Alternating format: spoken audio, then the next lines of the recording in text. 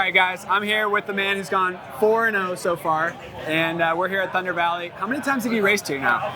I think this is my fourth time, I think. Fourth time. Yeah. All right, cool. So, looking at the first 2 rounds, and now you're here. I mean, did you think you'd be at this position, or what's your mindset look like? No, I definitely didn't think it would be. I feel like I'd be close and going for a title hunt, but I didn't think it'd be this good and have red plates. So I mean, it's been awesome so far. My mindset's still the same as first round and second round. Come in, just try and do the best I can. Just get my start and just do my laps, maintain wherever I'm at. Just kind of improvise off of there. If I'm out front, just get a gap, maintain. And if not, if I don't get a good start, all right, let's try and make a way to front. How nice is it not to race your brother? I mean, it's like a good and bad, because the good thing I get to watch him. The bad thing is that the stress comes out because I'm watching him. When I was racing him, I would never stress because I'm like, I had to worry about my own thing. But because I'm watching, I'm like, I got like all the nerves and jitters, the butterfly. It's bad. I mean, it's so bad. Nashville, I was pacing in the suite when he was winning his championship race. I was pacing. That's funny. I know what it's like to watch your brother out there. For me, I have to try not to watch it. Like in between, I'm just like, all right, he's doing good. Okay, I'm gonna just do my own thing, get my goggles ready for my moto. Yeah. But I mean, what about when you're on the line with him? You didn't have any of those same nerves, like, man, I don't want to mess up my brother's race or anything like that? Or it's like, nah, he's got it, I got it, we're good. Yeah, we know what we have to do. Our job's our job, but we also know that, hey, we're not going to do anything stupid with each other.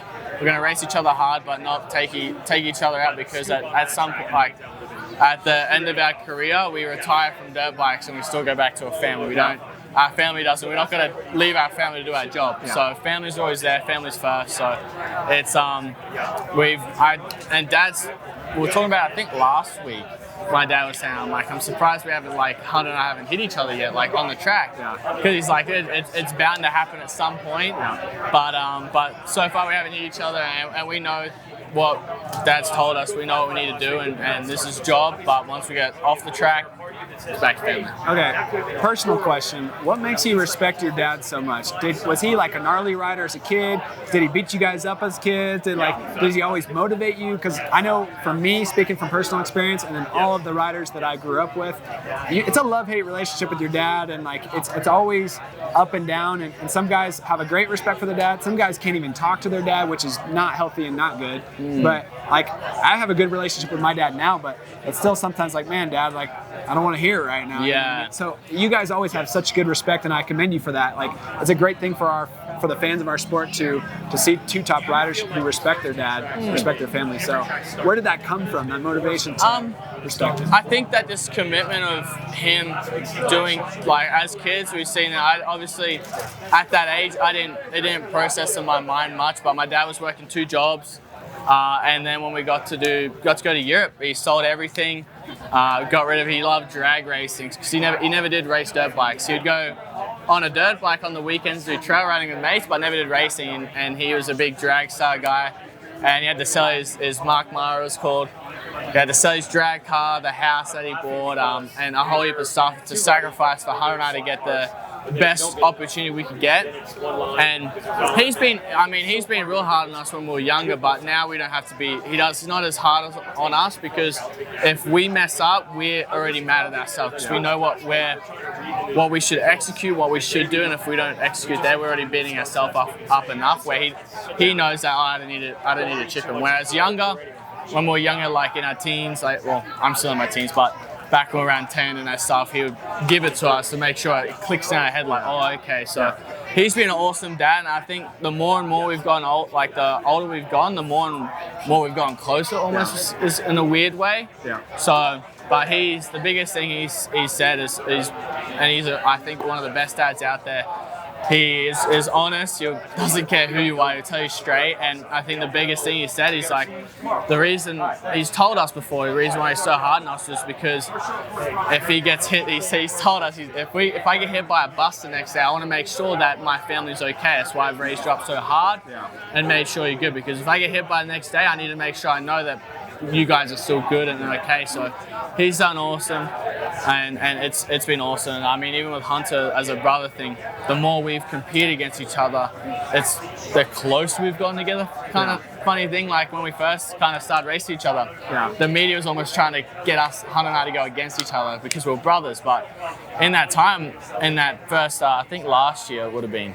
So last year when Hunter and I were going both for the title, we got closer when everyone else tried to pull us apart. So I mean, and our dad's helped us putting a good head on us and being grounded. So yeah. So you talk a little bit bad on the media there, but do you understand where we're coming from? I mean, we're not trying to pull you guys apart. We're trying to build up the excitement and more just like, it's crazy that there's two brothers going head to head. So I hope you never got that from motocross action, that we're trying to pull you guys apart, because we appreciate both you guys. I especially know what racing against my brother.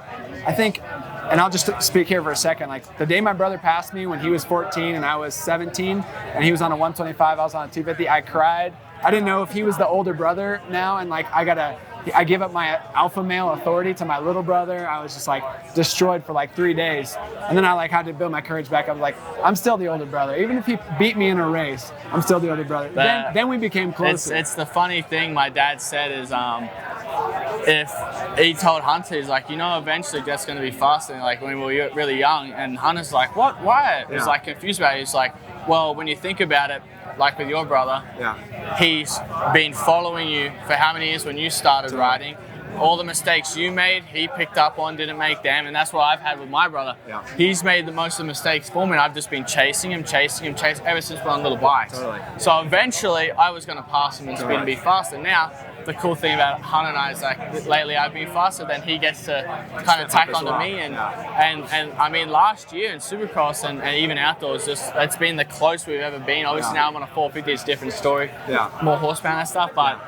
My dad told Hunter as a kid, is like, at some point Jett's gonna be faster, and Hunter's like, what? It's so like, what? No, you kidding me? He's like, and like I said before, like if he didn't become faster than you or beat you at some point in time, then something we did wrong in the past. Where if we did our job right, he should beat you eventually. For me, it was a little bit different because nobody told me that. I was just new. My brother's winning races, and I'm getting like 10th. So it's pretty obvious that when he gets my age, he's going to pass me. But that's how it goes. Thank you for your time. Last question. We'll keep it short. Thunder Valley, like, what's your mindset going into the different track, elevation, more ruts? Hopefully not as dry and hard packed as the last couple rounds. Yeah, no, I hope that it goes back to old Thunder Valley with the deep ruts and really technical where your balance had to be on, because that was when it was fun. Last weekend was a bit of a joke for a pro sport kind of thing, it being that dry. I mean, it got at one point so dry you couldn't even see all the bumps blended in and that stuff. So I mean, bit of a not the best last weekend, but hopefully this weekend they get on top of it with the watering and that stuff. I heard there's going to be some rain, so hopefully that helps a little bit. And but no, I love this track. We've had some good times here, so it should be fun. Thanks for your time. Good luck this weekend. Thank you.